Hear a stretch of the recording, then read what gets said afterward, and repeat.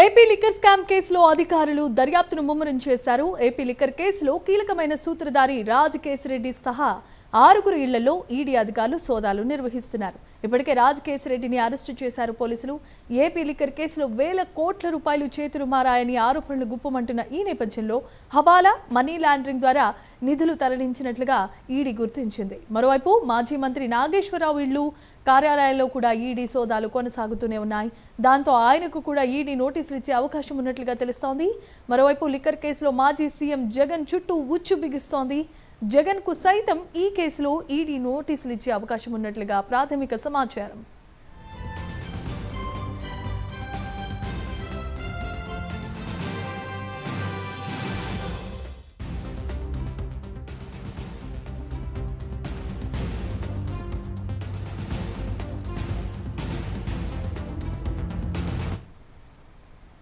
Right, ఇక తెలుగు రాష్ట్రాల్లో సంచలనం సృష్టించిన ఏపీ లిక్కర్ కేసుకు సంబంధించి రాజ్ కేసిరెడ్డి ఇంట్లో ఈడీ సోదాలు నిర్వహించింది. అంతేకాదు మిగతా వారు కూడా దీంతో సంబంధం ఉన్న వారి ఇంట్లో కూడా సోదాలు నిర్వహిస్తున్నారు.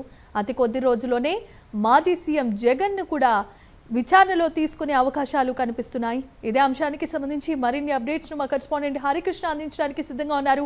హరికృష్ణ, చెప్పండి, ఏంటి ఏపీ లిక్కర్ స్కామ్ కి సంబంధించి ఈడీ ఆగకుండా వేట కొనసాగిస్తోంది. దీంట్లో ప్రాథమిక వ్యక్తులను కూడా చేరుస్తుంటే మరోవైపు మాజీ సీఎం జగన్ పేరు కూడా వినిపిస్తోంది. ఏంటి అసలు అప్డేట్స్?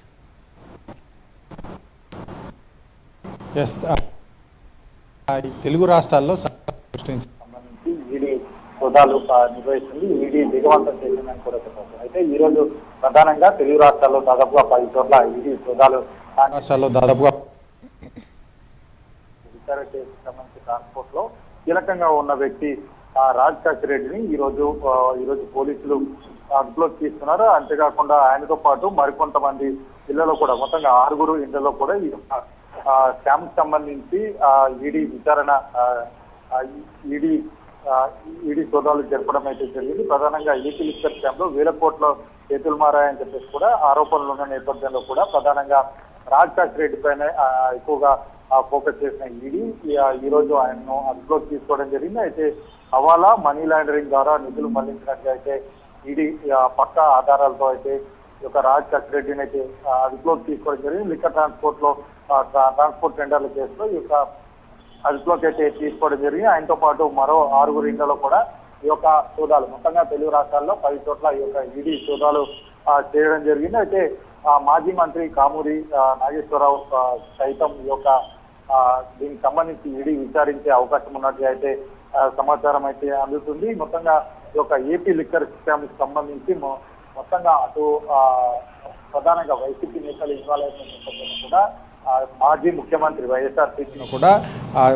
ముఖ్యమంత్రి వైఎస్ఆర్సీపీ ఈ అధినేత ఆంధ్రప్రదేశ్ మాజీ ముఖ్యమంత్రి జగన్ చుట్టూ కూడా ఉచ్చు బిగించున్నట్టు అయితే తెలుస్తుంది. ఆయనకు కూడా ఈడీ విచారించే అవకాశం ఉన్నట్లుగా అయితే సమాచారం అయితే అందుతున్నది. అయితే ప్రధానంగా ఈ యొక్క స్కామ్కు సంబంధించి వేల కోట్ల రూపాయలు చేతులు మారాయని చెప్పేసి ఆరోపణలు ఉన్న నేపథ్యంలో ఈ యొక్క డబ్బులన్నీ కూడా ఏ విధంగా మారాయి, ఏ విధంగా వేరే దగ్గరికి తరలించారన్న దానిపైన ఈడీ ఫోకస్ చేసింది. ఈ నేపథ్యంలోనే హవాలా, మనీ లాండరింగ్ ద్వారా ఈ యొక్క నిధులు తరలించినట్టుగా అయితే ఈ ఈడీ అయితే గుర్తించడం జరిగింది. ఈ నేపథ్యంలోనే ఇందులో కీలక